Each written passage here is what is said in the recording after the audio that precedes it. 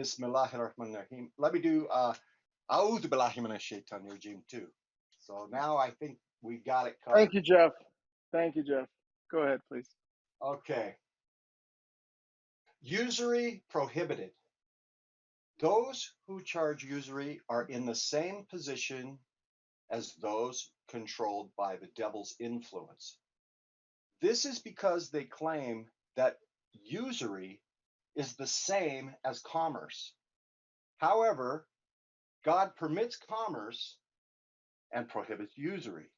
Thus, whoever heeds this commandment from his Lord and refrains from usury, he may keep his past earnings, and his judgment rests with God.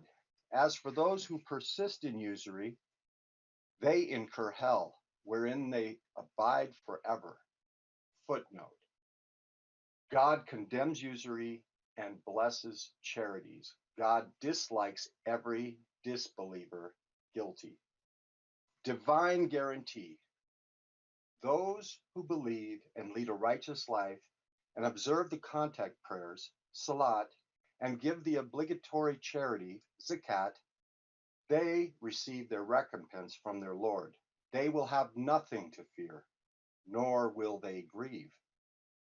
O you who believe, you shall observe God and refrain from all kinds of usury, if you are believers. If you do not, then expect a war from God and his messenger. But if you repent, you may keep your capitals without inflicting injustice or incurring injustice. If the debtor is unable to pay, wait for a better time.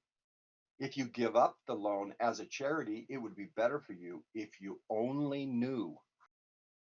Beware of the day when you are returned to God and every soul is paid for everything it had done without the least injustice. Write down financial transactions. O you who believe, when you transact a loan for any period, you shall write it down. An impartial scribe shall do the writing. No scribe shall refuse to perform this service according to God's teachings. He shall write while the debtor dictates the terms. He shall observe God, his Lord, and never cheat. If the debtor is mentally incapable or helpless or cannot dictate, his guardian shall dictate equitably. 2 men shall serve as witnesses. If not 2 men, then a man and 2 women, whose testimony is acceptable to all. Thus, if one woman becomes biased, the other will remind her. It is the obligation of the witnesses to testify when called upon to do so. Do not tire of writing details, no matter how long, including the time of repayment. This is equitable in the sight of God, assures better witnessing, and eliminates any doubts you may have. Business transactions that you execute on the spot need not be recorded, but have them witnessed. No scribe or witness shall be harmed on account of his services. If you harm them, it would be wickedness on your part. You shall observe God, and God will teach you. God is omniscient. Omniscient. Do you want me to keep going? Am I going too far? No. Keep going. Yeah, to 284. Okay. Footnote. Wait. It You can says just read the footnote. footnotes at the end. So yeah, 283, 284, and then we'll read those 2 footnotes. Okay. Okay. If you are traveling and no scribe is available, a bond shall be posted to guarantee repayment. If one is trusted in this manner, he shall return the bond when due, and he shall observe God his Lord. Do not withhold any testimony by concealing what you had witnessed. Anyone who withholds a testimony is sinful at heart. God is fully aware of everything you do. To God belongs everything in the heavens and earth, whether you declare your innermost thoughts or keep them hidden. God holds you responsible for them. He forgives whomever he wills and punishes whomever he wills. God is omnipotent. Footnote. It is an established economic principle that excessive interest on loans can utterly destroy a whole country. During the last few years, we have witnessed the devastation of the economies of many nations where excessive interest is charged. Normal interest, less than 20%, where no one is victimized and everyone is satisfied, is not usury. Another footnote. Financial transactions are the only situations where two women may substitute for one man as witness. This is to guard against the real possibility that one witness may marry the other witness and thus cause her to be biased. It is a recognized fact that women are more emotionally vulnerable than men. Thank you. Okay. Do we have any questions, comments, or concerns about the verses we just read? Yes. What is this? A bond shall be posted to guarantee repayment. What is that? If I can go, if I can comment on that, and my understanding is this: is dealing with someone that's, I deal with this a lot in terms of bonds for jail and stuff. Basically, you put. This is my understanding. I could be wrong. I'm just. This is the way I see it right now. Currently, is that you put some piece of property or something of value that you have as basically a condition for your release, or to hold you accountable. In this instance, it would just be to hold you accountable, right? So, it's called collateral, basically, right? So if I give you, let's say, possession of some important item that I have, or something that I have access to, and then you have exclusive control of that, that basically ascertains and basically makes sure that I keep my word and I come back and I pay you back when the loan time is finished. Does that kind of make sense?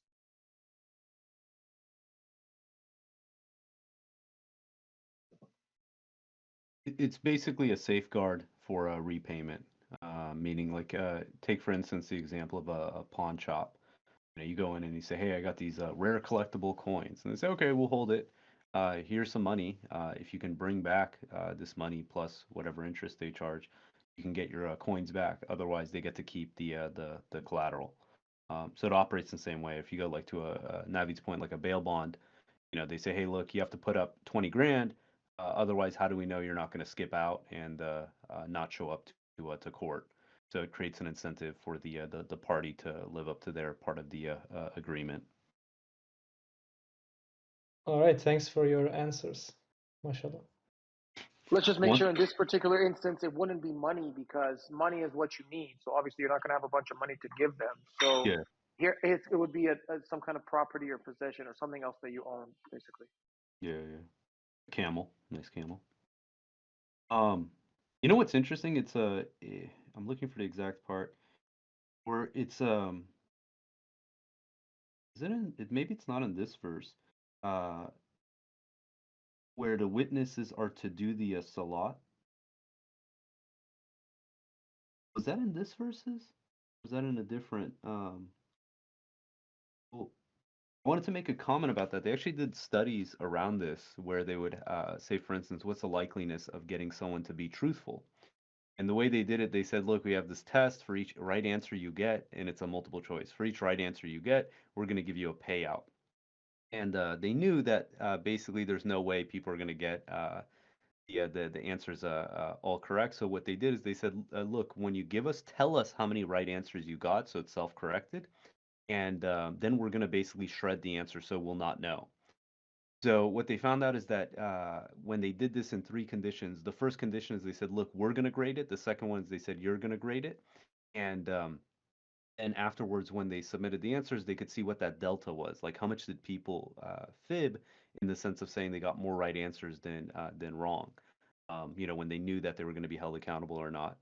And what they found out is if they had people write out like, something that reminded them of honesty, morality, they had them write like the 10 Commandments or to sign their name that they're going to be honest and trustworthy, that people were more likely to give an honest response than if they didn't do something like that. So it's just interesting, like, doing this a lot, remembering God, knowing you're going to be held accountable on the day of judgment is, for someone who's a believer, that should be motivation enough to try to be honest and trustworthy.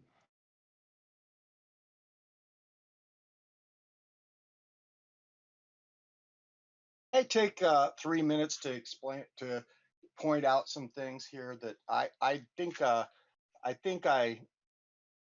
came to clarity by researching it this last week, and it's regarding. Let's start with verse 275, and in there it says that this is because they claim that usury is the same as commerce. However, God permits commerce and prohibits usury. So there you have it. We need to know what constitutes commerce and what constitutes usury. Now, there was always a confusion for me because I would see it explained in two different ways. But now I understand that there was a change. So if you go back to the 1980 authorized English version, the one in the gold cover, the footnote, the understanding says usury is any fixed percentage of earnings in return for deposit or loan money. Now, this is consistent with how the Sunnis would say, as I recall, being a Sunni Muslim, the focus was on fixed. Earnings that fluctuate with investment profits and losses do not constitute usury. So it's fixed versus fluctuation. That was the definition of usury according to the understanding in 1980. Furthermore, Jeff, I want to really thank you for this because I was very confused on this topic, and I just confirmed the footnote of it's actually 1981 to be more specific, but you're absolutely right. So let me just read the footnote there. 2275, it says usury is any fixed percentage of earnings in return for deposited or loan money. Earnings that fluctuate with investment profits and losses do not constitute usury. It should be noted that the Quran condemns only those who take usury, while those who are forced by circumstances to pay usually are considered victims rather than sinners. See 2280. So this is a really interesting position because I was never able to reconcile this. But now, if you're saying the traditional understanding is that it's all fixed amounts, and that's what Rashad believed until it was revealed to him otherwise. So now we're saying, no, it's like this like percentage kind of thing. Because you're right, in the Raymond Canton, I don't know the date on that interview, but he does say basically the same thing. He says that it's any fixed amount. And if you're saying now it's a new understanding, then that's going to be a really interesting approach. Yeah, because I have it written right here what the Raymond Canton's comment was, and it was the same thing. That the word, it was on question number 11. The question was the word riba meaning interest. Does this mean excessive interest or just interest? And then he answered, any interest that is fixed and guaranteed is considered riba, usury. But if it fluctuates as a result of investing, then this is what is halal, what is all right. So the key thing here is fixed and guaranteed. This makes riba, even if it is 1%, 10%, or whatever. So this is clearly an old understanding because in the authorized translation that we're left with, the definition of usury is about excessive interest. Now, and that means he's got on one footnote from 5 to 15 would be considered agreeable. No, that's just commerce. That interest that happens 5 to 15, and then on this one you see that it's anything less than 20%, which I thought was interesting because I thought, oh, interesting. Look at how 19.999, but you got 19 there, would be considered, allowable, but you go past the 19 point something and it moves on. Just observation on my part. However, the point is that also I wanted to add this contextual understanding is that obviously the Jews, they have been comfortable in banking for centuries, and so in my understanding, I was thinking, well, clearly then, usury was prohibited for them too, but they understood it also that usury has a context that you can loan money. Can, sorry to interrupt you, Jeff. It's just going on, but can we put the footnote for 275? I didn't see it there in the chat. We're both there. It's at the What's up? bottom. It just looks like it's concatenated to Oh, okay, yeah. Is there any way to hit that? Like, okay, to make it spaced Just deal out, with but it, man. whatever. Okay, so let's just read it again then. No, you read it. Oh, okay. Okay.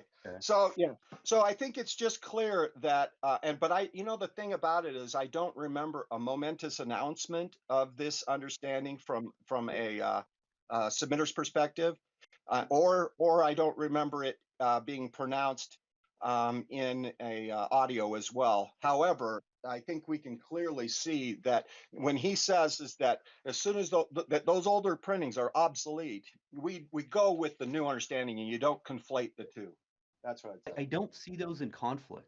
Right? I think that's an extrapolation that is being made that I don't see in conflict. The key here is that no one is victimized and everyone is satisfied. Right? Meaning that if it's 1% and it's fixed or it's variable, if someone is being victimized under these circumstances and they're being forced in essence to pay back something that they fundamentally can't, then you're exploiting the person's situation. That's the reason I see that it's not, we have this tendency of trying to pigeonhole this. And I think this is part of the reason that, one says 5 to 15%, the other one says 20%. It's also related to the rate of inflation, right? So, like, if inflation's 40%, if I give you a 22% loan, I'm actually losing money on that, right? So it's like there's a lot of this nuance that has to be taken in consideration. But at the end of the day, the real thing that makes it usury is when you're exploiting someone's situation. Irrespective, again, of any of those other variables, if no one is victimized and everyone is satisfied, then it's not usury. Yeah, I think I agree. I mean, obviously that there has to be a victim, but I don't see it as see that was where there was not clarity when I had that understanding that you just were sharing, that you don't. To me, I think there is a clear difference, and we, of course, we can agree to disagree, but because in the old one, even in the Ray Canton understanding, he's defining it as riba, even if it's 1%. See, and so what God is saying, don't do riba. So this all hinges on what you define as riba. And so you're saying that riba is only defined with if there's a victim, that the taking of it is allowable at any percentage below 20%, as long as If anyone's situation over a loan is being exploited, then in my opinion, it can fall in the realm of riba.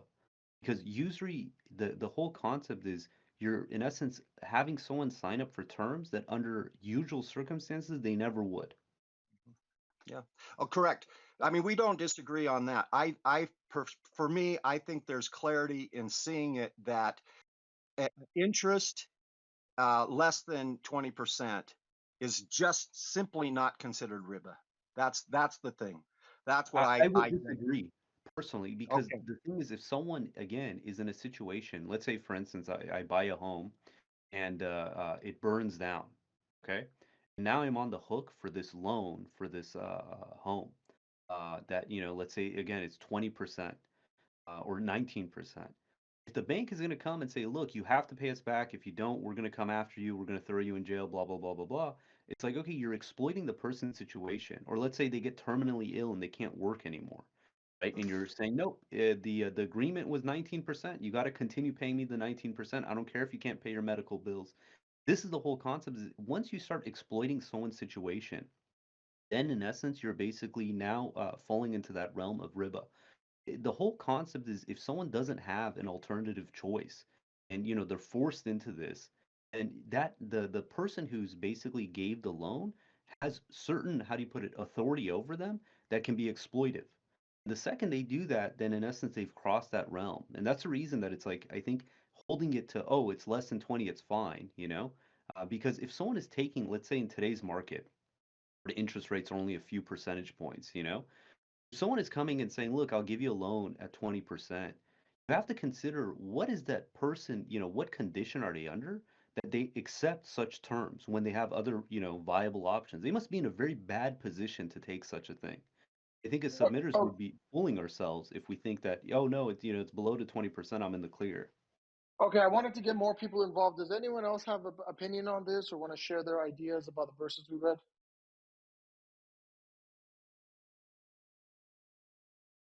Yeah, I think it's regular interest is good for the economy. I think Rashad also explains this in the video with Katten, that regular interest is good for the economy and business because now people can you can have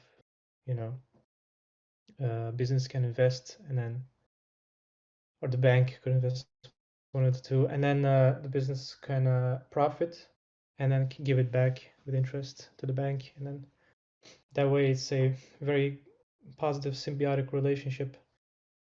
So yeah, interest is a good thing, but riba, which has a correlation with the meaning of swelling up, mounting up. That is that is excessive. It's very clear actually if you look at it that way. It's excessive But interest. can I just add on this though? Yeah, It sure. can swell up even if it's not, even if it's fixed. It can swell up. So, for example, if I have student loans, $100,000, it's at 6%, and I don't pay it, and then over time it's just going to keep swelling up, even if it's fixed at 6%, right? So it can swell up, right? So then the next year it's going to be the new amount, and then the percentage is going to be on the new amount. Again, this depends on the terms. Obviously, it can be a non-swelling kind of circumstance. You can make that, but generally the interest becomes what is it? It becomes part of the principal, and then it just keeps swelling up and get bigger and bigger, and then you get this mountain of debt that you're unable to like pay back, and you get overwhelmed. Here's the thing. I would just say that. Let's see. So, from the Muslims' perspective, not Muslim, I'm trying to say the Islamic understanding as a Sunni, they would have these Islamic banking options for you. People would try to organize these things where what they would do to try to avoid the fixed aspect of it is they would take the money and they would collectively invest in property. And so it would fluctuate. So they understood it the same kind of way. And then if you wanted to bail out of the investment, you could get your money back and somebody else could get, and you would get a percentage of whatever the value was considered at that time. That was the process, as I understand it, that they would try to get around this fixed aspect. But the way I'm looking at this now is that because Dr. Khalifa is seeing that money can be a product, that it's part of commerce, trade, that money is clearly, it's an asset, that if you have $100,000 and you're an old person, you don't know how to invest it or whatever, it's a product that the bank is willingly to trade. They're going to trade it. And they're saying that if you take, now I'm referring to now to the taking of interest. So you're an old couple, you have $100,000 and you don't know what to do with it. It's not your expertise. You give it to the bank willingly, and you receive say 3% interest on that, and you that's what you eat on. That's your meals. And then the bank makes another 7% interest on that the profit of using that money. Well, they're taking of interest, but you don't care. You're happy with it. Look, as long as I get 3%, so this eliminates the idea that it's the taking of interest that is haram, if or prohibited. Um, you know what I'm saying? Even if it was fixed, it's just you agreed to it. It's under 20%. It's just a percentage. You're part of it. You make a will. There's two parties. There's neither one is a victim, and you're happy with this arrangement. So there's from that perspective. But then there's the perspective, like you need the money and you sign off on it. Look, yeah, I'll sign off on 18% interest. What if I'm happy with that? If I'm happy with that, if I'm not happy with 18%, I don't need to sign off on it. It's a product. The question is the person who's given it to me at 18%, are they doing haram? This is the question. And there has to be some point that you say, no, beyond that is considered riba, usury. That person needs to know. The lender needs to know at what point is he disappointing God. And that's where I'm saying that it's important to understand a definition for what would be riba in some kind of concrete terms. I think this is the whole concept of exploitation is that there isn't per se concrete. You can say the extremes, yeah, once you go to these extremes, you're most likely conducting riba. It's unique to the individual circumstances. Again, if it's 1% or it's 20%, a lot of that, there's a lot of variability in there. Try to make it in essence, oh, it's this, then if you're below 20%, you're in the clear. You're above, 20%, 20.01%, it's now riba. It's like I don't see it that way. I see it unique to each circumstance, to each Why? situation. So why can't it just be both? Like, it can be a high percentage and taking advantage. Here's a But if simple it's example. above If a you have, particular again, percentage, it's just definitely. if you have a 40% inflation rate, right? 20%, you're actually losing 20% giving that loan. Look, there's so you're a business. You're trying to do a business model and you're trying to say, okay, for these high risk situations, what is the most allowable rate that we want to be able to provide this service to them as many people as possible. However, this is a business and we need to have a cutoff line. What is allowed? What can we do as far as a business in terms of the highest threshold? And what is the greatest risk category out there we can take upon? And I think that having this concrete understanding, it allows commerce to take place because they can define the number, they can do the numbers, see that what would not be financially unfeasible. That they're literally just doing commerce, and they're saying, and that's why I think that it helps from that aspect of it, that they would know, look, I don't want my business to be haram. I want it to be, and I want to be also to give loans to people who are super high risk, people who've defaulted over and over again, this kind of thing. But you know what? We want to be merciful. We want to help people, but we have to do it financially, fiscally responsibly. That's how I see it. I don't anyway. But yeah, I think God knows. Maybe I'm wrong. the problem with that ideology, and it's actually been tested and it's utterly been devastating to communities. There's a lot of people that they say, oh, look, they're high risk. We want to be able to give them loans. They end up getting exploited because what they really need is charity. Giving someone a loan who, in essence, doesn't have enough money to feed themselves is the wrong approach. Because at the end of the day, it's like saying, look, I have a choice. Either I, take this loan so I can feed myself, my family, or I starve to death. When someone is in that situation, it doesn't matter what terms you put for them, you're exploiting them. That person doesn't need a loan, they need charity. We've seen this with the microloans that came really popular in developing countries. These were promoted as, hey, here's a way to get like finances and money into these economies, and it ended up just wreaking havoc because these people don't need a loan, they need charity. When you're struggling to make ends meet just to feed yourself and your family, someone will sign on for anything if that means that they can eat at their next meal. And I think this is we shouldn't conflate these two, right? When you're in you're in a bank and you're in the market of making commerce business, right? You have returns that you have to do. It's not a charity. If someone in essence wants to help out the downtrodden, the underserved, it's like that's better served as strictly a charity without the intention of making a profit. Because once those two get conflated, then in essence you're basically at odds with one another, and then someone's going to get exploited, either the person giving the loan or the one who's receiving it. Right. I agree 100% with you with all the principle. I would never make an argument against what you're saying. Those principles, exactly right. What I'm saying is, because I've been in this position, and I would gladly uh, agree to a rate, up to 18, 20%. In certain circumstances, I'd gladly do it.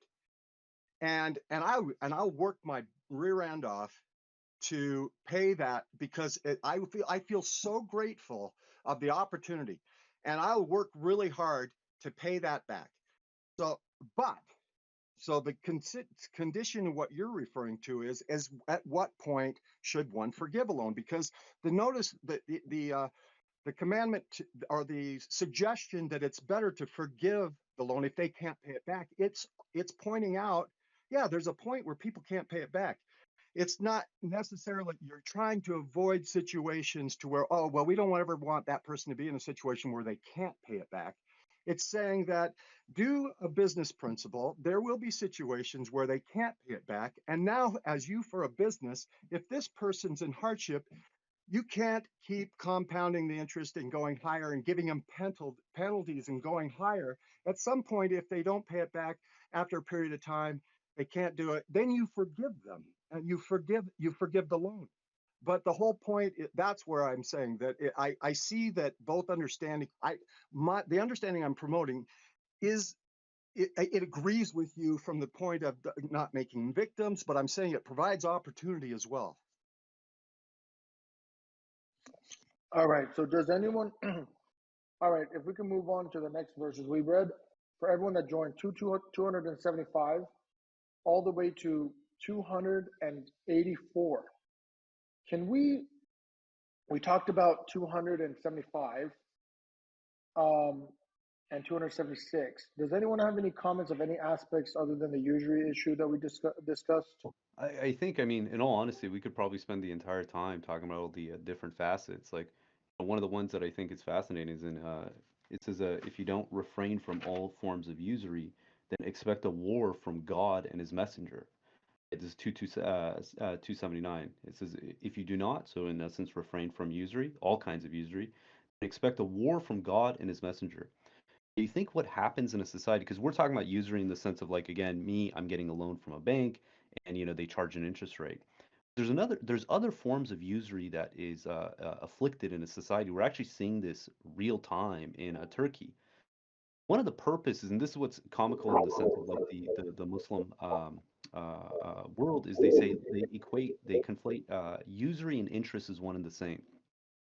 The problem is when I have a central bank and I say I am against all forms of interest, so I make the interest rate zero. Now all of a sudden what I've done is I've just robbed from all these people who've been saving their money in the bank because I'm making it utterly worthless. That's why you see some of these countries, they have these egregious inflation rates. It's a tax on society, but it's a kind of a reverse form of usury on the ones who are holding money, actual cash, as opposed to people who are holding assets. And that's the reason that to me, I think this concept of usury isn't just in the sense of banks, but it can also operate in the sense of inflation when the monetary supply is being neglected, where in essence the outcome of that could be war because you're literally robbing from every single citizen who's forced to hold that currency.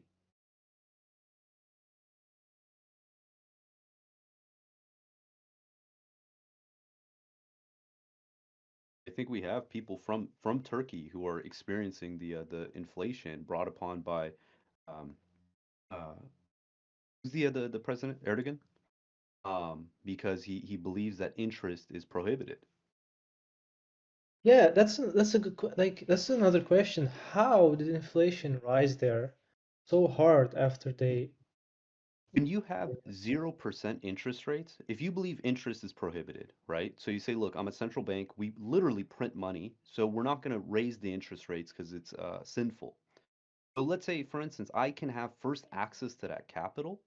All I'm doing is I'm increasing the money supply because inflation occurs when the money supply exceeds the amount of resources in an economy. So when someone can get money at 0% interest or near 0% interest and they can flood it in, all they're going to do is increase the cost of all the actual hard assets. That's literally what's happening in Turkey right now under the guise of, oh, this is a more Islamic system because the guy doesn't realize that, look, God prohibits usury, doesn't prohibit interest. Because the second he's doing it, he's actually afflicting usury on his own population, trying to avoid usury, which is just such an irony.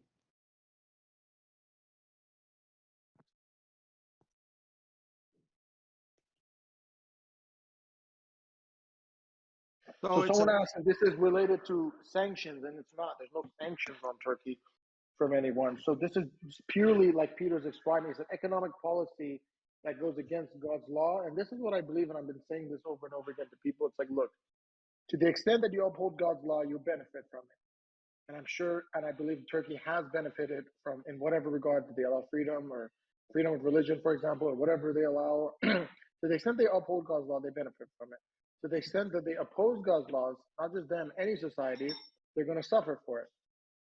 So this is the same for any society on earth, any country, any state, any government. Anywhere you go, you're going to see this over and over again. And this is actually basically a summarization of Appendix 36. I can post that in the VC1 Dash chat. So that to me that also it supports the notion of defining usury as excessive interest and not as interest. Any interest, you see what I mean? So there, at some point, you would have to say, well, what's excessive interest? And nobody does that, but Dr. Khalifa did. He said 15, and then in this one he said 5 to 15, but then in this one he said 20%. Less than 20. Otherwise, who's defining excessive interest for people out there? You know what I mean? Where is that line? That line has to be talked about because of exactly what you just said. But again, these are under normal circumstances. You go to Turkey, I just linked this article, right? 70% inflation. If I'm giving a loan at literally, let's say 25%, so I'm above this supposed 20% threshold, I'm literally losing 45% value by giving you that loan, right? This whole thing, it's all pertinent to the situation at hand. That's the reason I don't think it's hard and fast. You can say under normal circumstances this applies, but these are not normal circumstances. And think of this: it's Erdogan, right? He's the current president of Turkey. So he wants to avoid usury, so he says, "Look, we're not going to put any high interest rates on their reserve." And so what people end up doing is they end up pulling out way more money into the economy than the economy can handle. Then you impose a 70%, in essence, tax on that society for anyone who is holding the currency. That's the real usury. The usury is not the few percentage points you could put onto the National Reserve in order to curtail people from pulling capital. The usury occurs is from his own doing. It's such hilarity in that sense. So I have a question about that. So what if the interest rate isn't like that? Like there's 70%. What if it's like 1,000,000%, like Venezuela? I mean, it's at that What point happens it's in that situation? hyperinflation. It's just The you've decimated hyperinflation. you've decimated the holdings of the entire population that's forced to hold that currency. And can we just be clear on that one as well? Because Harris asked about sanctions. Just to be clear, Venezuela's economy reached that state before the sanctions. There is sanctions currently, but they reached that economic state before the sanctions. So that was purely due to their own disastrous economic policies that are actually going against the Quran, in my point of view. A lot of people try to say, politics and religion is separate. I try to say, no, it's all the same. And religion involves every aspect of our life. So if you have an economic policy that's against God's scripture and against God's law, you're going to get punished for it. And I believe that the economic policy of Venezuela was extremely anti-Quranic, and so they suffered heavily as a result of that implementation. But can you just briefly kind of explain that to us in terms of what their policy exactly was? You're talking about Venezuela? You're asking me, or? It's kind of like, in a general sense, you could just describe It's all how the like a same. socialist, like a leftist, At the end of the day, centrally controlled economy is against the You- Quranic principles. here's a thought experiment, okay? Let's say you woke up this morning and you go outside and there's a package for you. You open it up and there's $1 million inside. Like, oh my God, imagine all the amazing things I can do for this. And you go and you call your friend. You're like, you won't believe. He's like, no, let me stop you. It's like he tells you the exact same thing that in front of his door this morning was also $1 million. Okay, well, that's kind of strange. We both got $1 million. You're like, okay, well, let me go use this before, more and more people win. So you go to the you've been wanting to get this new, BMW M3, go to the dealer and you're like, what the heck is this? There's a line out the door for people to buy this M3. And let's say usually it costs 100 grand, and then you go there and you talk to the sales guy, and he says, "Oh yeah, today it's going to be 500 grand." You say, "Why? Yesterday was 100 grand." Well, we have so much demand now for these cars, we have to increase our prices. So what ends up happening when you artificially just inflate the numbers is all that happens is the cost of goods goes up. People think that in essence you inflate your the currency within a population, that the costs are going to stay the same. They're not, because there's only a limited number of goods and more dollars chasing those goods. With Venezuela, they literally went in, started confiscating people's private wealth, businesses, retail stores, and saying the government now owns this. The thing is, if in essence I can't retain my wealth, what's the incentive of me trying to earn wealth? And so you end up devastating an entire economy, and you flood it with basically their currency. So it's like now you have a ton of capital chasing very few goods. And at that point, you end up having inflation. Mhm. So, okay, so your point is well taken in terms that there are extreme circumstances where interest fixed, I mean, any interest rate below 20% may just be absolutely insane, also. Or there are just extreme situations where the only principle that can be applied is is there a victim here? Are we creating victims somehow? I mean, and I could say, okay, great. But I think in just normal, a general principle, as in not extreme horrific things.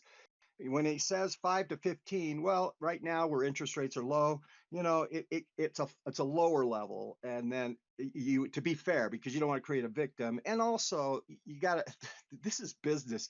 There's going to be somebody providing a service at a lower interest rate just by competition. So nobody's going to choose the higher one voluntarily, if there's another option that's cheaper out there. But I'm just saying, as a general principle, it's good to understand that riba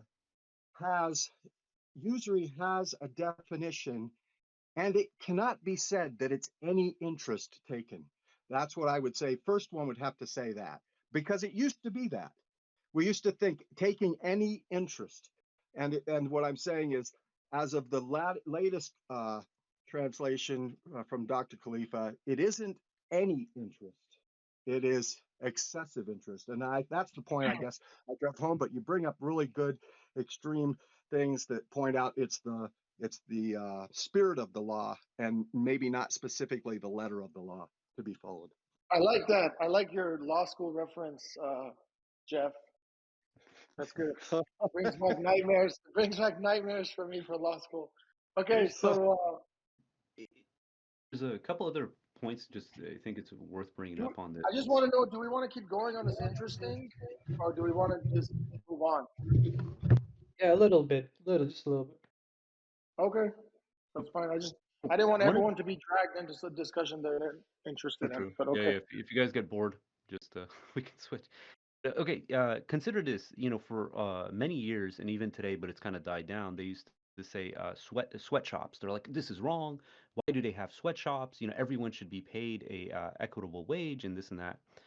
There's a concept that's known as a voluntary exchange, meaning that someone is voluntarily getting into a agreement, and this is actually in the Quran, Surah 4, verse 29, where it says only mutually acceptable transactions are permitted, for someone who doesn't want to get in the agreement but has no other choice. Sometimes determining if someone is doing something by choice or by force is hard to do. Say, for instance, okay, you're in the middle of the desert. Somehow your car broke down, and you have no water, you have no food, and you're like, okay, I got to go and try to find civilization. So otherwise I'm going to die out here. You start tracking along, and you're literally on your last breath. You're like, dude, I am going to die if I don't get one drop of water. And here I come along, and I have this nice little card. I ring my bell, and it says fresh water on the side. I go, oh my god, thank you so much, fresh water. And I say, oh yeah, I've been waiting for someone to come and get my water. I said, oh really? It's like, yeah, here, here's a nice bottle of water. And he says, oh, okay, I don't have any money. I'm like, oh, that's gonna be a problem. He's like, well, how much is it? And I say, you know what, $10 million. You go, what? $10 million? How am I possibly supposed to pay for $10 million? You're ripping me off. My response is like saying, well, look, dude, for the last 10 years, I've been out here in the freaking desert looking for one guy to buy my bottle of water. If I charge you $1 for this bottle, right? It doesn't justify my 10 years of spending, 12 hours a day in the desert looking for my one customer. Only way I could justify this is I have to be able to charge you $10 million. Otherwise, I would have never have done this. The guy thinks about it and says, well, okay, that seems kind of fair. And at some point you have to come to realization that there is an adequate amount to charge for that bottle, but to say, oh, charge $1 or $2 or $5 is not that right amount. And it might be something astronomically high. It might be 100 grand. It might be 400 grand. It might be $50,000. There has to be some range where both parties say, okay, this makes sense. This is equitable, right? I think the problem happens is a lot of times we view these references in kind of what it is under, again, normal circumstances. We don't take in consideration all the nuance behind the scenes. And I'll give you a funny example. There was in North Carolina, there was Hurricane Sandy. Okay. And one of the things that the people said they wanted the most was ice because they lost power and they had, food, medicine that needed to be refrigerated.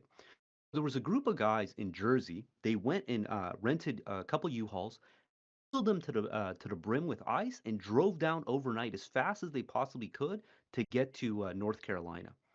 Typically, under normal circumstances, a 5 pound bag of ice costs like $5.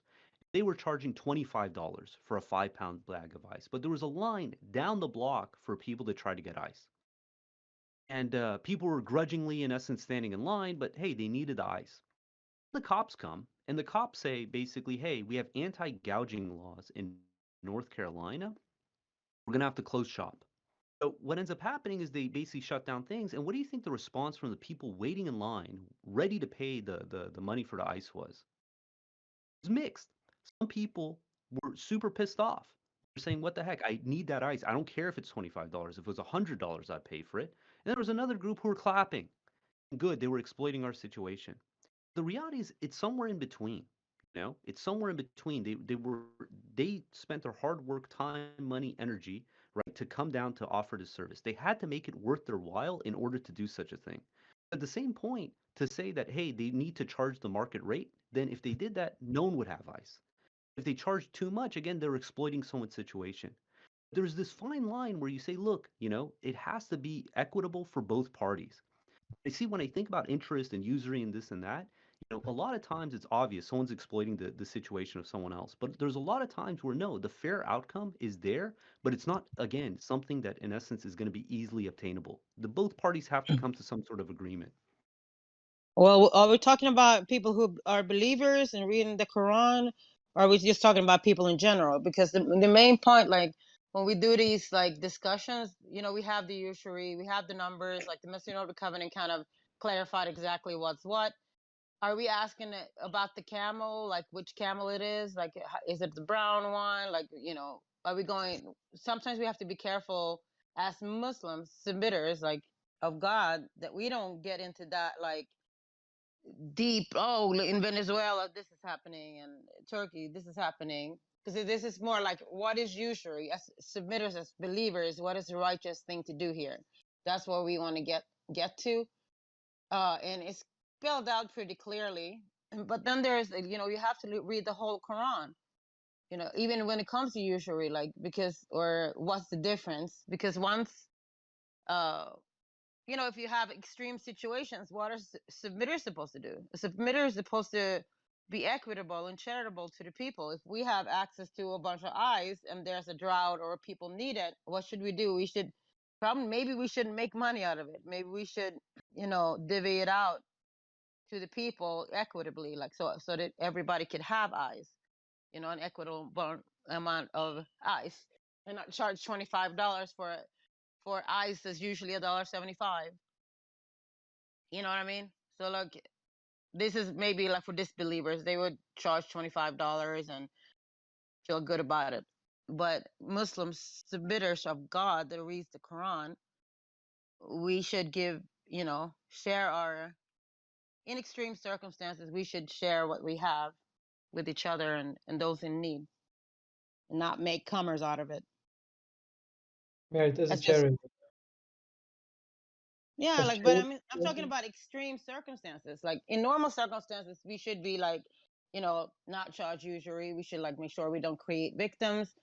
If we do that, it can cause all these problems that we see in these countries. But let's say we're in that situation, like whereas there's limited supply of water or ice or whatever it may be during an extreme circumstances, and we have access to you know relief for people. We shouldn't create lines and charge people $25 for something that is $5 or $1.75. What we should do as believers of God, if we believe, is to share what we can with the people without charging them $25.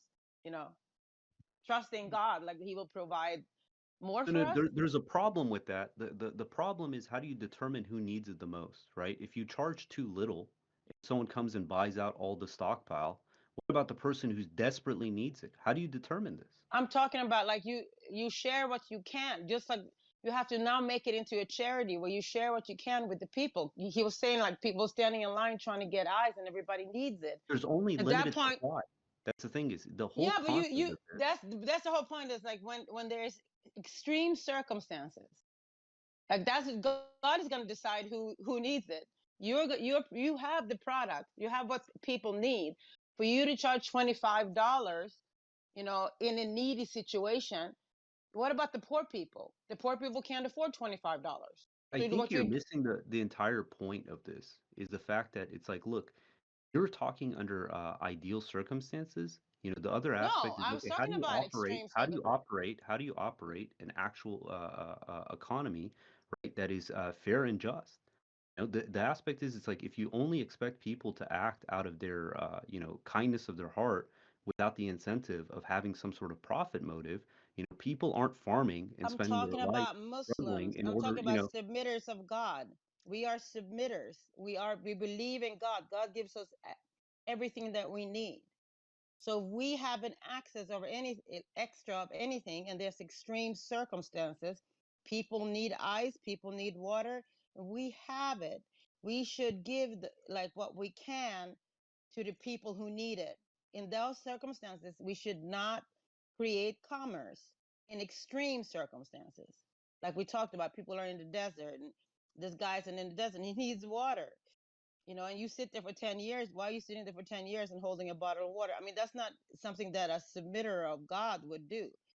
You know So what I mean? I have a That's the question on difference that. And between, are you saying that are you saying that in the desert the price I'm should in be the the same? desert, I'm in Arizona. Yeah, yeah, but I agree because I agree with what you're saying. Like in principle, like if I charge $100 when it's normally $1, maybe that falls into being excessive. But are you saying then that the only equitable approach is to have the bottled water, for example, if it's $1 in the city, to also be $1 in the desert? If I do $5, then I'm being abusive. Is that your position?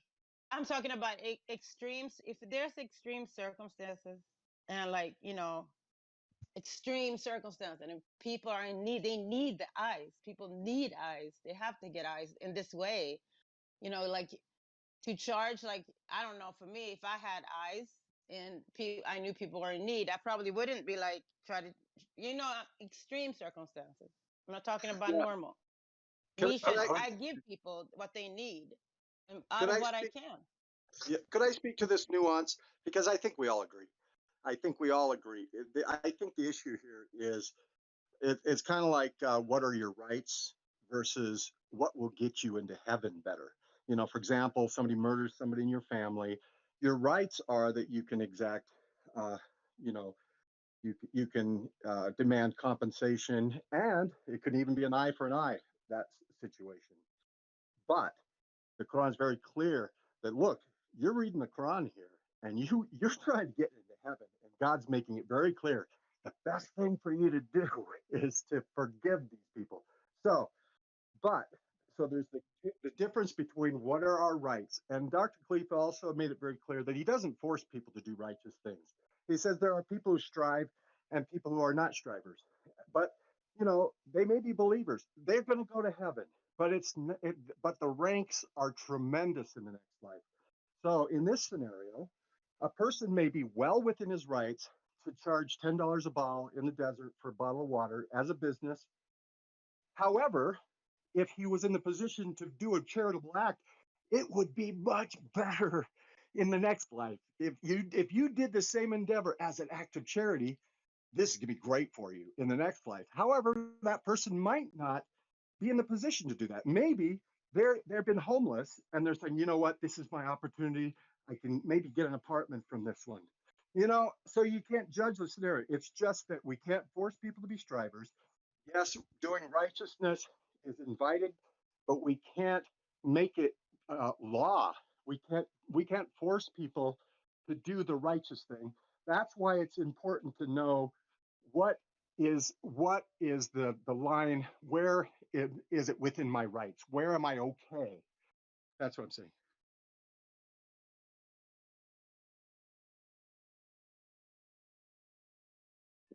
So for everyone that just joined, we're in chapter 2, verse 275 to, I believe, 284, something like that.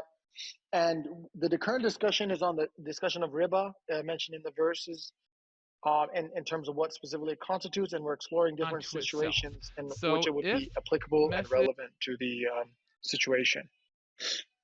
So does anyone have any comments or concerns about the verses that we read, or about a particular topic within the verses that we're on?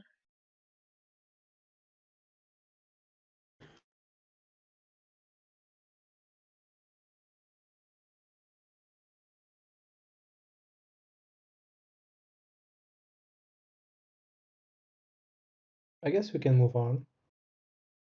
Yeah. Okay. Do we want to load the next batch of verses we can get, or is it too late? Maybe it's too late to read anymore, huh? Wait, Hamdi was going to say something.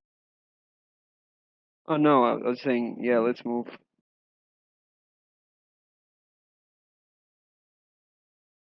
You think it's too late to have new verses?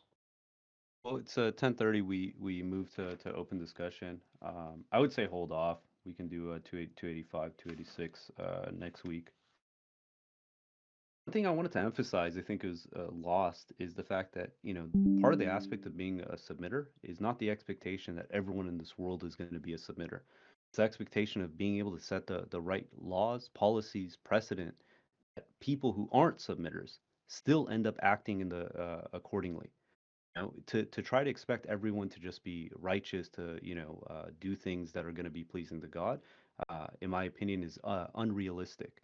So the question is, okay, if you were made, force people in essence into a charity, that's like what most socialist countries do. You actually end up creating a tyranny.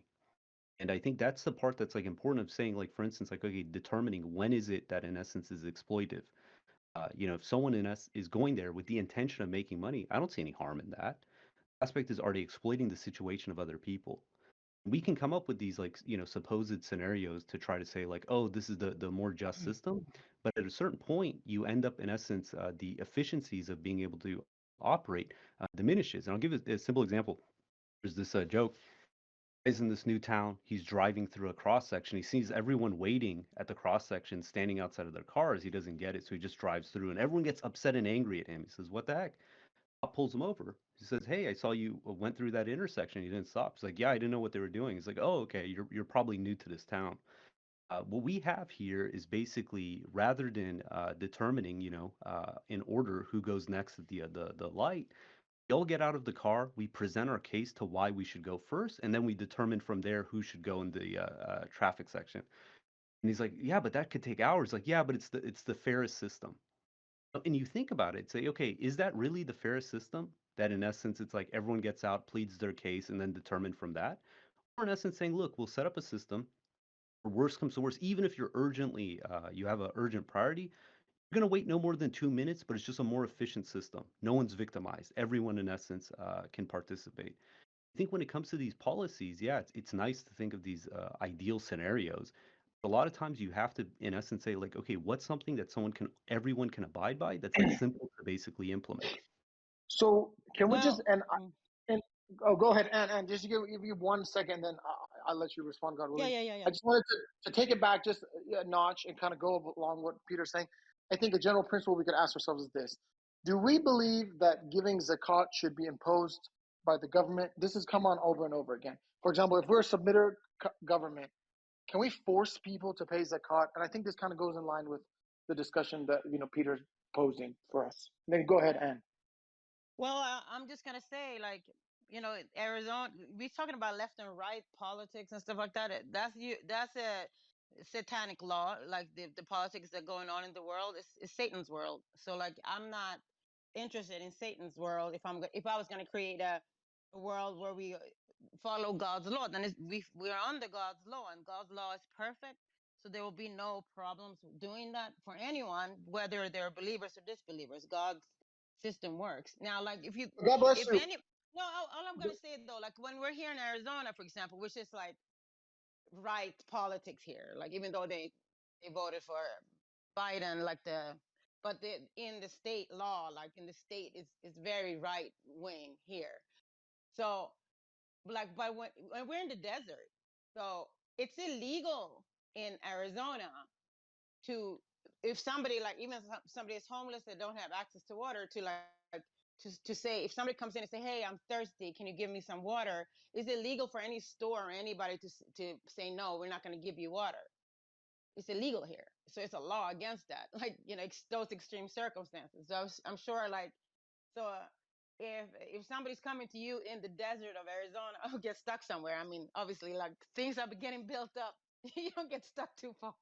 But let's say you get stuck somewhere and you're thirsty, and you knock on somebody's door, or you're trying to get water, and the person refuses or says, oh, I got to charge you $1 million or something, like, and the person dies of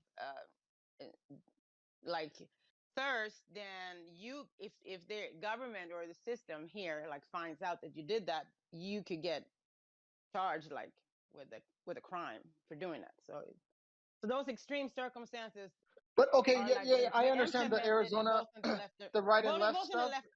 Yeah, but I'm saying, Okay, so I'm fine, fine. saying, I understand it, but I'm talking about a submitter society, right? If you're in charge of the government, do you believe that a submitter society, a submitter government, can force people to pay zakat? That's just what my question.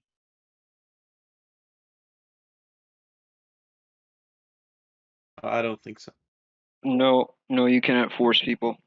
You can have it doesn't say taxes, but you can't have zakat, I'm right? saying, like, yeah, but I'm saying like that, like, for me to, you can't force people to follow the religion. But if you have a country, or like, a state or whatever it is, and you have laws set up on, not, you can't make, because in the Quran, like, it's not, I don't know if zakat is like, that's a religious law. Like, that's, you pay zakat 2.5%, and who you're gonna pay it to, whatever. If you don't do it, that's on your soul. So like, I don't think that could be written in the law, in the country per se. Like going to like Juma, like go to Juma Friday, it's like a choice and stuff like that. You can't force people to go to Juma, force people to do the salat. Not as a form of charity. Charity has to be done willfully. If someone puts a gun to your head and says, "Hey, give me your wallet," right? That's not charity. That's compulsion. And it's the same So, thing for zakat. No, I It's was like talking about extreme circumstances. I'm just talking Normal generalities. circumstances is one thing. What I'm talking about, extreme circumstances. There are so, laws, even in our society, like, in the U.S., like in different areas that have like extreme heat, like Arizona, or maybe extreme cold, like in Minnesota. Sometimes, if it gets cold, they can't, like, a homeless person. You can't force homeless people to be on the street. They have places for them to be where there's warmth. You know what I mean? So that's a government, that's the law in extreme circumstances. So we were I would talking about, imagine. under normal circumstances, there is like, yeah, you can charge for ice, you could charge for water, you could do whatever you want with your commerce, as long as it's not usury. You have your laws. But we took the usury into extreme circumstances, situations. And I I would. think that might be like, Sorry. asking about the camel, about regarding usury. That's what I I would okay, think. but imagine. but my question was specifically, if you're saying that, and I agree with you, I believe that zakat cannot be forced on people. So if we're saying that zakat cannot be forced at 2.5% purely for the sake of helping poor people, how can we say that like a 70% tax on people, to help, the less fortunate is Quranic. You got to get my point. Do you get my position? If we're saying we can't even force people to pay 2.5% against their will in a form of charity, then if I say, okay, I want to put a policy, a tax on everyone, 70%, and I promise you, most of this is going to go to charity. You see, like, I feel like that's un-Quranic, and I just want to get people's opinion on this. I just feel like that would make it a consistent approach. It would be in line with the Quranic principle of lack of compulsion in this way. You But want for to instance, we talk about I- systems though that work, like social democracy, like where the country that I come from in Sweden, like works really well. Have a really good system where like everybody, I mean, Yeah, I agree with then that's that. that's So social wait a minute. democracy. So I Anne, Works agree you with think really it's well that. right there. for Sweden? So you think it's right for Sweden to forcibly tax 60% of our income, of anyone's income? Well, Absolutely. people aren't getting taxed 60% in the majority. Like the About baseline is 50. like Okay, 30%. But the I'm baseline is saying about like 40. California, like I mean, Doesn't California it has like a live good in 40? I baseline. live in California. The place is in shambles, right? I mean, they can't Yeah, but even Sweden clean up isn't. Sweden well, is let me working. finish. It's a social democracy. It's Okay, working perfectly. In Norway, but Denmark is working. Germany is if you working. have if you have Many a countries are working. if you have a functional government, right? I mean, Yeah, here in yeah. essence, it's like what do? They basically take the money, they open up Goes to nowhere. open air drug dens. They promote all this like sexual content towards children. So it's Yeah. like I'm sorry, I don't trust the government with any of my money outside of it's like what they're going to take by force. To say, oh, let's just give them more so they can fix these situations is a joke. Yeah, if you have a functional government, by all means, that's great, but we don't. So I I think just this want is always a problem when, in essence, we create these kind of like blanket guidelines that yes, let's give more money to the government. What you have to consider is what if government is against your very kind of like aspirations. I'm assuming it's like where you are on the political aisle. Imagine if your opposition was the one in charge. Would you want them with that much money and power? No, not, I don't believe in any system that is not implementing everything that God says. Like that, period. Like, I'm not going to vote for the lesser of two evils. I'm going with God's system no matter what it is. Like, I'm living God. That's Like, what I'm when I go saying. out, But I'm but living in God's system. but Anne, Not we're built saying in. what I'm saying is forcing people to pay 50% of their income. That's not God's system. That's actually against God's system. Navid, Because it's hold about on a second. brackets. Hold Okay. on a second. So we read in Appendix 36 that freedom of economy is a crucial aspect of our foundation as a Quranic principle as believers. We believe in the Quranic principle is freedom of economy. If someone has a right to over 50% of my money immediately before I even get a chance to spend it, that's not freedom of economy. I No don't one care no if one they I advocates don't for care if that, Navid. Here in wait the a second. U.S. Let me just finish this point. If In I the don't care U.S., if it's they based. You pay that too here. If you Can make $1 I million, can I you have like to I'm pay okay, saying, can I 50% can I say taxes. excuse something, me. please? Okay, Can I just Navid. hold on, Definitely. Artesh? Just let me finish my point. I'm saying anywhere. I'm not even biased against U.S. or Sweden or anywhere. I'm saying anywhere on Earth, if they force you to pay half your money in taxes, I don't see that as a Quranic principle. Okay. I think that's against the Quran. Okay, so thing is, Navid, I mean, I think you're misconstruing the point a little bit knowingly. No one advocates for 60% flat taxes. It's about the tax Yes, they bracket, do. right? No, they do. They They do. do. Where? Which country? We're That's what talking about people like, want. That's what people are propagating, right? In well, essence, if you consider what we're already paying, like the average person in California is paying well over 50-60% in taxes. I was mainly referring to in U.S. history for most of the 20th century. The highest tax bracket has But we're been talking No, about, no, 80, yeah, but 90%. Artesh, you're but looking at a very limited circumstances. Go ahead. hey, I'll just I'm give a saying quick summary. as a principle, as No, I no, think that Artesh. when someone go ahead.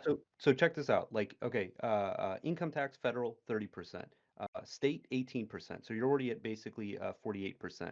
You have property tax. That's roughly another 10% of your holdings. Medicare, Medicaid, Social Security, additional tax. Literally 60% of the money you earn in California goes towards taxes. It's not all under one blanket of income tax. And this doesn't include, like, say, for instance, the corporate tax, because when they tax the corporations, at the end of the day, it's taking away income from the employees of that corporation. So it's like you have the And gas what about tax, 50 sales cents for every tax, gallon, property tax, city 10% sales tax, tax, right? Mhm. Like, we're talking property way more. tax, Yeah, I misunderstood because I was and just gas wanted to tax, say that city gas tax. at a If you combine, principle hold on, when Artesh, if you combine okay. all these taxes, We were talking about 60-70% of all your I money is understand. going to the Okay. government directly. And I'm just saying this is un-Quranic. This is not what the Quran teaches us. Quran teaches us economic freedom.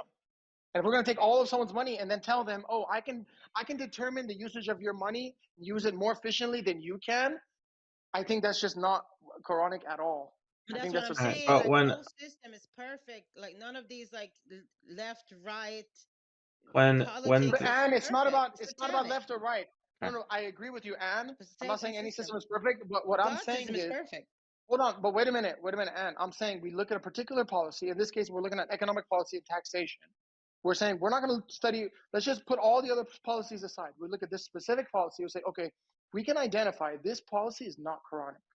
We should be able to determine that. We should say, look, taking all of someone's money forcibly against their will and telling them that I'm going to use it better than you for the sake of good of others, that's wrong. If we're going to say 2.5% of zakat for poor people is wrong and the orphans is wrong, then you better believe that taking 75% of my money and forcibly teaching children about homosexuality in schools and with the public funds, that's way worse. That's way worse. You know what I mean? So we have to be very Yeah. careful about, Absolutely. Made me you know think what I about mean? it's made me think I about know what you something. mean, but I was saying like if we none of these systems like what like for example like left or right politics that's going on in the U.S. and in But the rest, even in Sweden and everywhere else, those things doesn't work. Those are satanic but systems. The Anne, system we need to Anne, go by is God's system. What is I that? understand. You I know, agree with you, if Anne, but we follow God's system, it will be perfect. Any I country agree that we with set you. up will be perfect. But hold on, and I agree with you. That's an ideal circumstance. But I'm not even. You're broadening it now to all different categories of political issues. I'm not even doing that. I'm not saying let's cover 50 different political issues and study them chronically. I'm saying even if we just focus on one, we get something. If you want to look about the Quranic political system, Rashad talks about this in audio. He talks about it in the appendix, and we can expand on that. But I'm saying, even if we just focus on one policy, if they're taking 70% of my money and using a portion of that to fund abortions and killing innocent children, that's satanic. That's not even just like wrong or unjust. That's literally just advancing the rule of Satan and furthering his cause, right? That's a All these straw man. evil things they're doing. But it was a straw man. Okay, so you're saying that Oh, as it a was a straw man. principle, I'm explaining. Okay, so if you're arguing that as a principle, it's unquranic to like have high taxes, right? And then you're extrapolating that to say, oh, because it goes to funding satanic things like abortion. So No, it's our no. taxes, It's both. It's not straw man. On its own, high taxes is unquranic. Okay, it's even worse that they take that money and fund these horrible things. I would okay, be against it, even if it was. So, for example, if they take 60% of money and they just print Qurans, I still think that's wrong because it's doing it against my will. It's a million times worse if they're using it for an unrighteous cause. I'm saying even if I come and steal your money and I use it for a righteous cause, that's wrong. Even if I'm doing the most noble act with that money, that's wrong. all right, Let well, alone if someone's using that money and funding abortion and the murder of babies. all right, okay.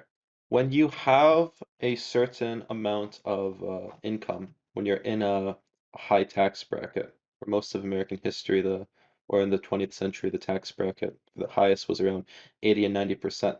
At that point, it's not unquranic because when you're profiting that much off commerce and the economy, it inhibits economic freedom and competition of others, right? So when you are profiting off the collective market to that extent, at a certain point, it's not a mutually beneficial uh, arrangement anymore. And then you have to pay back the market or essentially society for all the profits you are reaping, right? So it's not like blanketly saying that any tax like 50-60% is bad, right? Perhaps for the lower tax brackets, but when you take these massive corporations and people who are worth hundreds of millions of dollars, right, simply for manipulating money and funds, No, no, they no, no, no, no. Very good. Very I think good that's point. it. And the verse, or I mean the statement in Appendix 36 that supports what you just said is constant circulation of wealth. And the practice of the during the Obama administration, when multinational corporations were all withholding billions and billions of dollars from economies to wait until they had the political environment that they wanted to reinvest into the world was an example of withholding money, not having constant circulation of wealth. There's ways of violating these principles. And I wanted to say one other thing about way back when we were talking about Phoenix. I think that's a public utility there where actually the ownership of the water, it belongs to everybody. And so the principle behind that law would be that it's not your water to begin with, it's public water. We charge you for what you use. And so I think they're saying, and they're saying part of the agreement of using the water, you have to share it with other people. When the ultra wealthy are profiting off the common market so heavily, right? It's expected, it should be expected and should be enforced that they contribute to the well-being of the market they are benefiting from.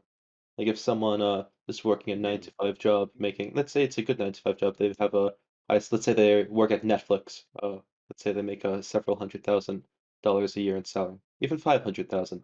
These aren't the people we're necessarily talking about, right? When we talk about these massive accumulators of wealth, which are actually inhibiting the free market and the Quranic system of wealth.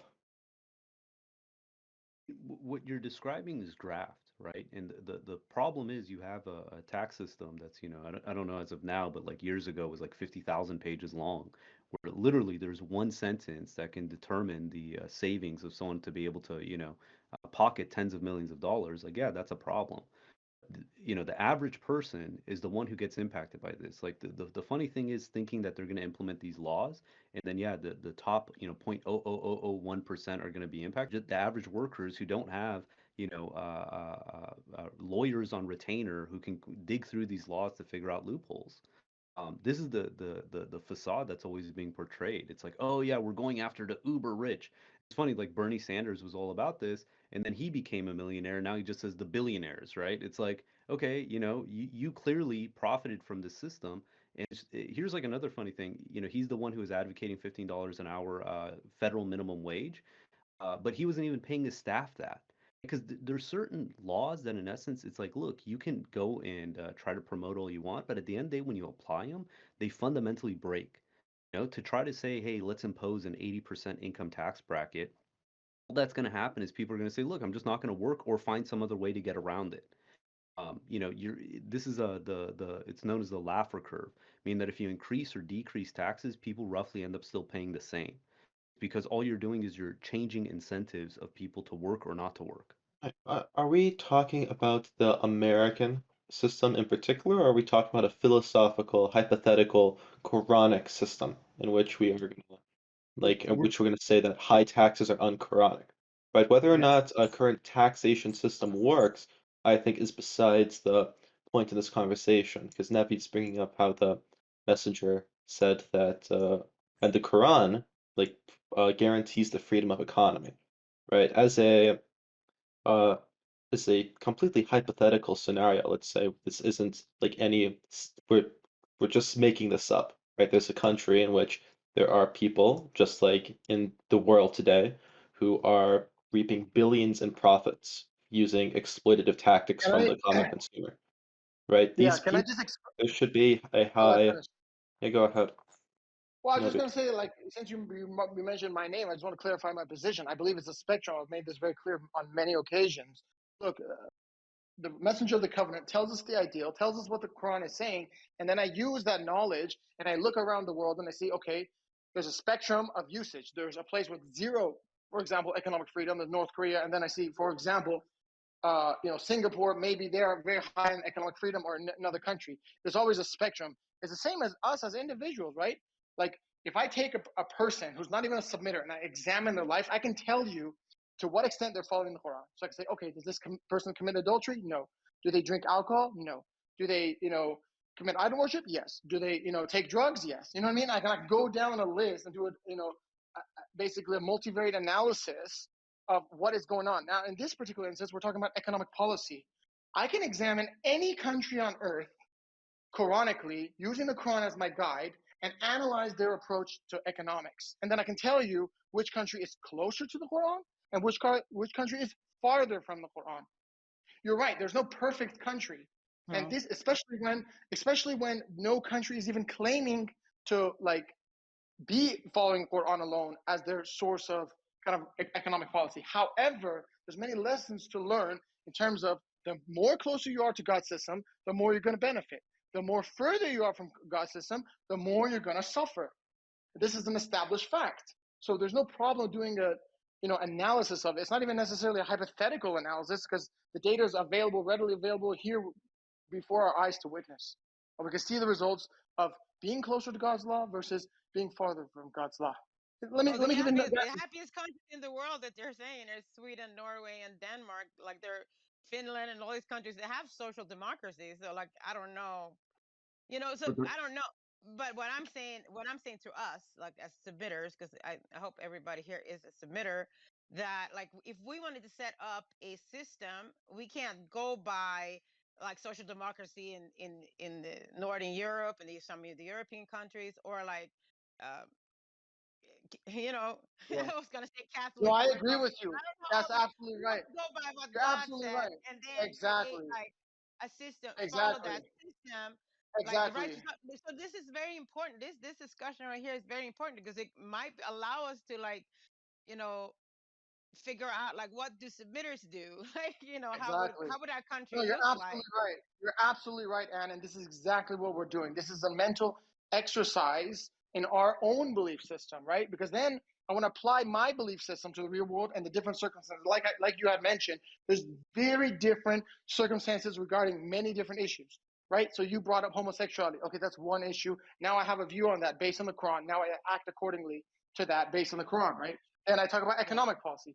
Then I talk about social issues. Then I talk about abortion. Then I talk about, drugs. I talk about alcohol, right? Every single aspect of our life, everything we encounter, there's a prescription for it in the Quran. Our job is to investigate, learn what the Quran teaches us, and then apply our understanding in the real life setting, right? So how do you deal with a disbeliever? How do you deal with an idol worshiper? How do you deal with a hypocrite? How do you deal with other believers? What do you do when you go in this situation? If there's a masjid that's devoted to other than God, can you pray in there? Can you get closer there? Let's say a relative dies. There's so many hypothetical situations. They're not even hypothetical. They're real life situations, both on a personal level and on a bigger scale that a country deals with, a person deals with, a society deals with, and we have all the answers in the Quran. And what we're trying to do here is take all of these Quranic perspectives and understandings and apply them in a real world setting, in a real world circumstance. I think that's the whole goal. That's what we're trying to do. That's what we should be trying to do in our studying of the Quran. Right. So is there in the Quran like we have usually is very, very good because like this discussion is good because we're talking about like how you can do commerce versus like abusing like the percentage, and then we're tying it into like how banks are using it. How can we instead of not become like, so let's say we opened or we got a city or a state or like a community that we're trying to build with like where we can set up certain laws. So like so we would like usually is like very important because that's how you kind of build a city, like you know what I mean. Zakat is important because that is helping the people in need or getting people giving people a hand up that needs it, in certain circumstances. But then like we might want to build streets, we might want to have schools, we might want to have hospitals and banks or whatever we want to have in society. So like that's what I'm saying. We have to. So these discussions are very important. It's very important because it's a very fine balance, right? Because you could say, well, if we collect zero in taxes, then we have nothing to have like a street lights, street lamps. We don't have anything. We don't have roads. Like so, you can break it down to the most basic elements. Say, okay, what is God telling us? And obviously we don't know every detail of every possible situation, but God gives us guidelines, and inshallah, God willing, we're able to get close to the guidelines God gives us. And so just discussing this, pondering on it, and reflecting on it is automatically going to boost our understanding and help us to implement it in our lives in a much Yeah. more efficient, effective I'll way. share what I believe is the closest system to God's system, and it has to do with, like, this comparison between, say, Finland, Sweden, Norway, the U.S. Like, when you're dealing with a population of 5 million people who are highly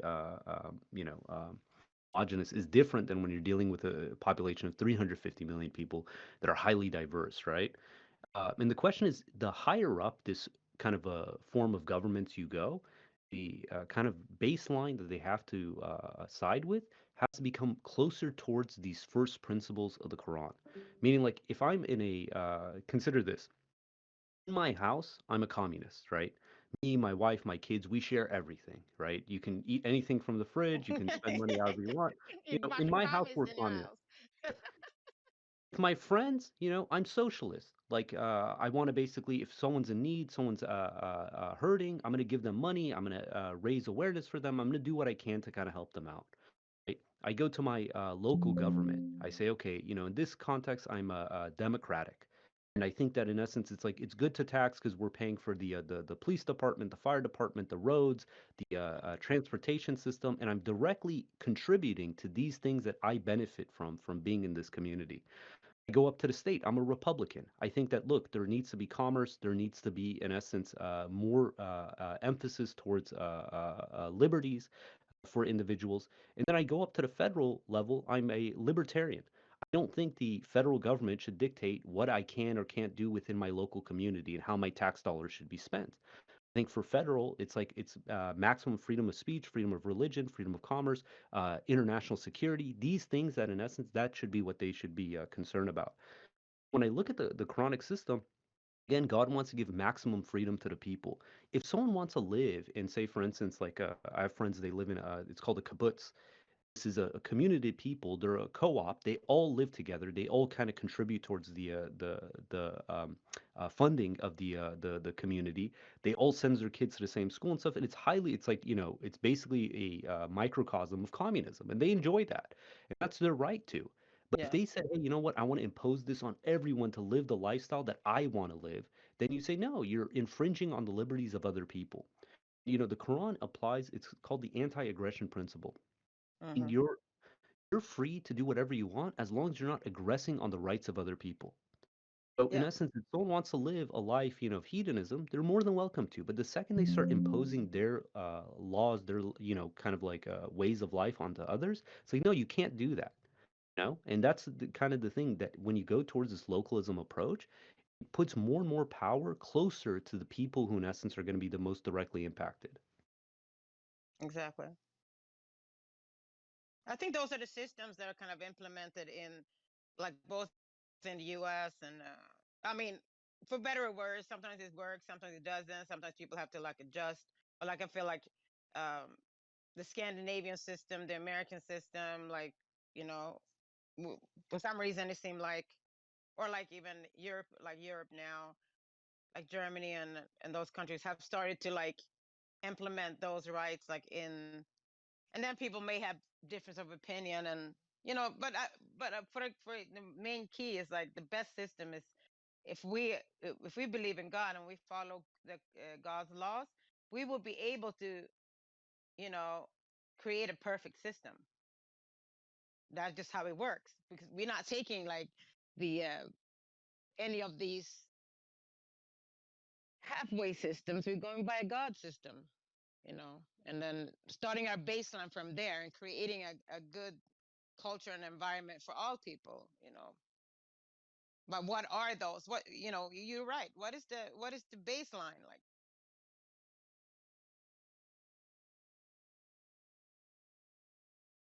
That's what it. That's probably what we need to.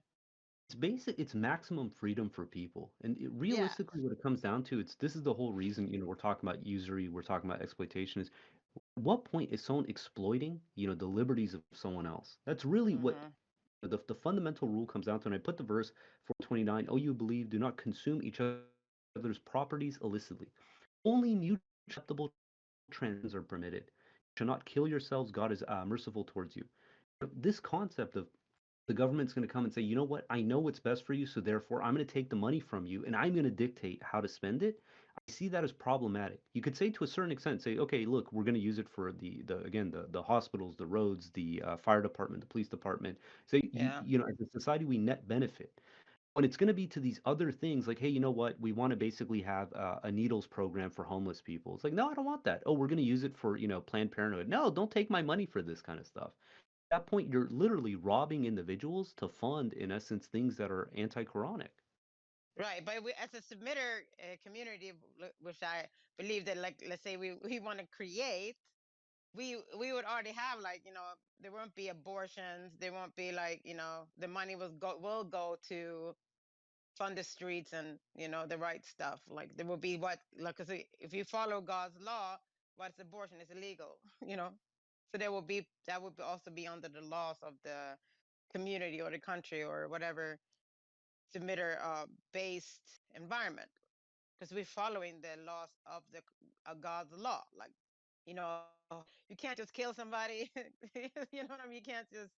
There are all those laws actually come from God's law all over the world. Like, that you can't kill people, you can't steal, and all this stuff. There's not something that people came up with by themselves. Those came up from, like, the Ten Commandments, and in essence the Quran and stuff like that. Like, those came from God's laws, and we will probably implement those laws as well. If somebody wants to move to the country of submitters, of God alone, there won't be. Your money will not go to abortions. Your taxes, they will go to. Yeah. See what I'm saying? Yeah. I think there's something here that we need to look at. It just escaped my mind. Literally, the thing I've been waiting to talk about just evaporated from my mind. It was about the spirit of it, the spirit of You the want to law. know a trick where you might be able to help recollect? Yeah, Rather than yeah. trying to think of what it is you were going to say, think about how you felt when you were going to say it. Oh, I see. Yeah. Oh, good. Now, well, see, now the rush of pressure has come to my head, and I've got stage fright, so it's not going to happen. So I'll just wait until it pops up again. But Just I get out of the waited. kitchen and go to your living room, then you'll find the keys. Oh, I think it's something to do. It's something to do with law. Oh, now I got it. Thank you for helping me. I think laughter helped. So, laws. That's the issue. When I hear people talking about we got to have laws. So if you understand the principles behind extreme libertarianism, it's the understanding that the fewer laws, the better. The answer isn't in laws, actually. That I think that Quranic understanding is that it's from the ground up. It's from the family unit up. An individual of a family, there's a unit, and it's through persuasion from a grassroots level that change occurs, not from imposing a law down, because of the consultation, the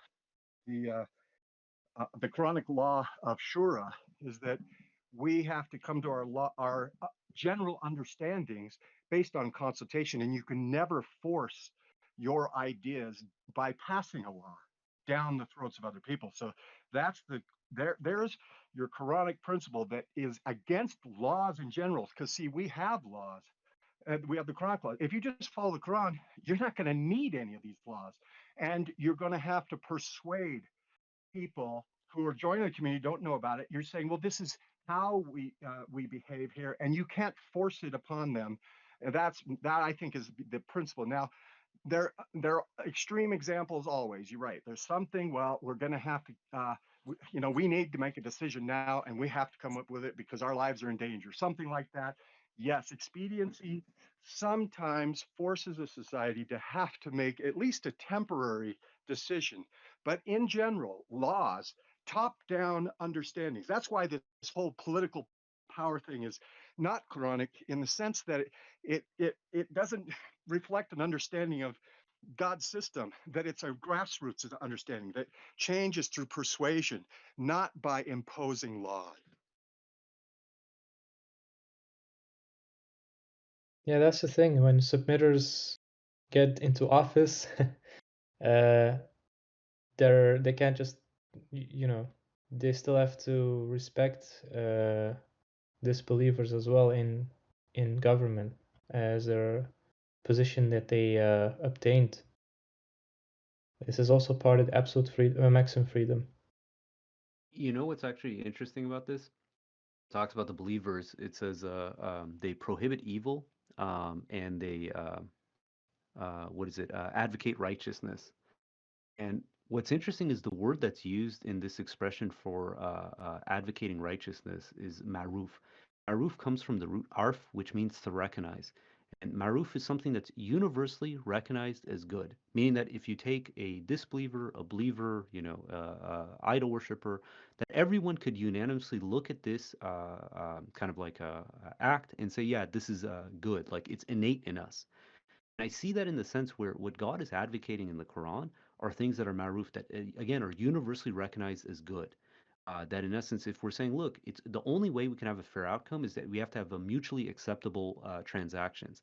Who's going to object to that? Who's going to say no? I want transactions that are not mutually acceptable. And once we stick to these first principles, then in essence we can build on top of those. I think this is the system that God is advocating. That we say, okay, let's figure out what are the first principles that are inalienable human rights. And from there we say, okay, as long as nothing is conflicting with these first principles, we can kind of build laws and regulations and stuff above that. If they conflict with one of these foundational aspects, for human liberties, then we say, okay, there's a problem here. There's something that needs to be refined or fixed. So ma'ruf is related to obviousness. Yeah, arf is basically is the root of that means to recognize. Maruf is something that in essence it's like again is Rashad translated it as equitable, just. But again, is universally recognized. Irrespective of faith background, is like yes, this is the person is acting in a righteous manner. Well, that's true. Like I'm saying too, like when we're talking about systems, because we're talking about we have God's system that is perfect, and that's a system that we want to be under. God's system, and God gave us the Quran, and the system is here. Like it's an open book. Like you have a problem, you can look in the Quran and you can get solutions for these problems. So even a society like can, if we build a society based off of the Quran, what's in the Quran, then that society is going to be perfect. It's just how it goes. Now, like there's no system like that. It's no country like that. There's no place like that right now. So now, as a submitter, what can I do? Okay, let's say I like to. We could have our own charity if we want to, but if when can I join Christians, for example? I can't go to the church. I'm not going to go to the preach. I'm not going to sign up to be a member. But if they give to charity or like they feed the hungry, and I can go there and obviously I have to do my research and make sure they feed in the hungry, like they don't do anything that goes against the Quran, but they feed in the hungry. So I say, hey, like let me help you guys feed the hungry. I got some food. I can join in, but I can't join in anything else. Like that same thing, like when it comes to politics, like I can't vote uh, like Democrat because of like obviously like what they're doing, like what they're doing with the homosexuality and um abortion or other crazy things that they're doing, and I can't vote Republicans because what they're doing, like their principles are like I'm a black woman, I can't be a Republican, like it's impossible, like they're killing my people. You know what I mean? They're killing my sons. I can't. They So, approve of that. and No, as no, a no, no, member, no, no. So I'm and saying I can't do any of that. But I can and join the Republicans in being against like abortion, being against um like having gay stuff in schools. I'm gonna do that. But they doing right. I can join in. But I can't be a member. I can't be say that I'm oh yeah I believe in this system that they have because it's not Quranic. It's not in the Quran. It's not 100% Quranic. 100%. It has to be 100% Quranic for me to say I but belong Anne, over can I here. just say something, Anne? If you're gonna say this, even if it was a submitter, right? Let's say we have another submitter running for office. Even another submitter you could say, well, I don't think that particular, let's say anyone here, I would say, well, this person, in my view, is not following 100% the Quran, even if that's their intention. So I don't think you're ever going to get anyone that's going to be exactly representative of yous and your understanding of the Quran. Therefore, we have to make a decision. Otherwise, we're going to do nothing, right? So I believe in the capacity and the greater good of getting closer to God's laws, we make a decision. And you're right. I cannot support the murder of children endlessly and the abortion and the funding of abortion and the funding of homosexuality and all these things. When I put it on the scale and I looked at it as an American and as a submitter, I saw that overwhelmingly in over 95% of issues, I'm extremely on the side of the Republicans. And on 5% of the issues or less, I'm with the Democrats. So for me, that's a very easy decision. Even if it's not perfectly aligned with the Quran, in terms of what is required of me and what is going to bring a system closer to God's system, I'm going to choose the one that's closer to God's system, and that's the end of it for me. I don't need to have this conscious, problem of, well, is it perfectly aligned? Is it almost perfectly aligned? Like, I don't need to worry about that because that's not my objective. Nobody's objective is going to be representing exactly what I believe anyway. Even if it was one of you guys here, maybe I would disagree with you on what the Quran says. So we have to be very careful of that because otherwise we're just ceding territory to false doctrines. No, for me, like I believe that I don't believe in choosing the lesser of two evils. I believe that making a stark decision and picking God's system no matter what. So I'm not going to vote for the lesser of two evils or go with a group that has the lesser of two evils, or like to have But it's not. principles that might agree. I may agree on certain things. And I might say, hey, like I'll help you guys out to like fight against like homosexuality in But how schools. can you do that? But how can you do But that I'm if you not. don't vote them? But how can you do that if you don't elect them to office? The irony I is the don't act believe of in the system, so I don't elect anybody to the office. I don't vote. I don't partake Yeah, in the political system I agree with that. because it's wrong to Yeah. me. It's not I from God. the challenge is again if we're dealing with only ideal outcomes, and in essence we're saying, look, I'm just not going to participate, and we have no say in the matter. This is something that took me years to come to understand because I used to be the same mentality. And the fact is, if say for instance we say, you know what, I agree with 95% on one side and 5% on the other, but because it's not 100%, I'm not going to basically give my 2 cents or put my eggs in one basket. And in essence, it's like, okay, then you have no say in the matter. To me, I'm more interested in the sense of saying, like, look, there's one group that again is 95% aligned. I have more influence on that one group to get them to try to be closer to the 100%. If I say that, look, until they're 100%, I'm not going to do anything. I think that, in my opinion, that's actually a conceding to the other side. That's my 2 cents. Dude was saying something interesting before he was cut off. Can you continue what you were saying, Akhi? I lost my train of thought. You said something about Democrats and Republicans not being against black people. Well, I mean, okay, so I pasted this meme. It's funny. Elon Musk was the one who got the notoriety, but he's not the one who created this meme. If you look at the political spectrum, especially the problem is we look at things in this the way the media depicts it as left and right, as if left are Democrat and right are Republicans. This is not the right way of looking at it. Better aspect is one side you have in essence authoritarian control, be it from the left or right. The other one is you have basically freedom of liberty. If you look at what happened in the last 20 years, that basically the left has turned into the party of authoritarianism, and the individuals of the right have turned into the party of personal liberty. Does that constitute every single Republican and every single Democrat? No, but that's typically the pattern that it's been falling into. If you look, who's against freedom of speech? Who's against, in essence, freedom of commerce? All these things, freedom of religion, it's all coming from the left. That's the irony. And a lot of people, they just fail to realize that, look, the political line has shifted so much in the last, 10, 20 years that they still self-identify with what they think they were, say, 10, 20 years ago. They haven't realized, like, look, these goalposts has moved, and they always do. To Navid's point, it's true. It's like, look, the people who, in essence, were the slave owners fighting for for slavery were Democrats.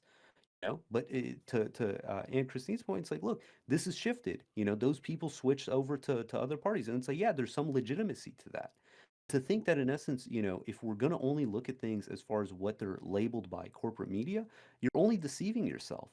Because people take on these banners and then they propagate their own agenda with it, using those people. It's like, imagine like you have a parasite who takes over an organism, and they try to still portray themselves as that organism. They do the same thing with the political parties. Right now, in essence, it's like, if you look, the Republican Party is more closely aligned on every metric towards the chronic system compared to the leftists. And if we're going to say, look, I'm not even going to support it because of this 5% difference, or this, mentality that, oh, they're racist, this and that, it's like, okay, then you're in essence not participating in any change within society. Because you have to ask yourself, and I used to be like that. I said, look, until it's an ideal candidate, I'm not going to vote. At the end of the day, all I'm doing is I'm basically not participating, allowing the other side to get more and more traction within their rules and regulations that they establish.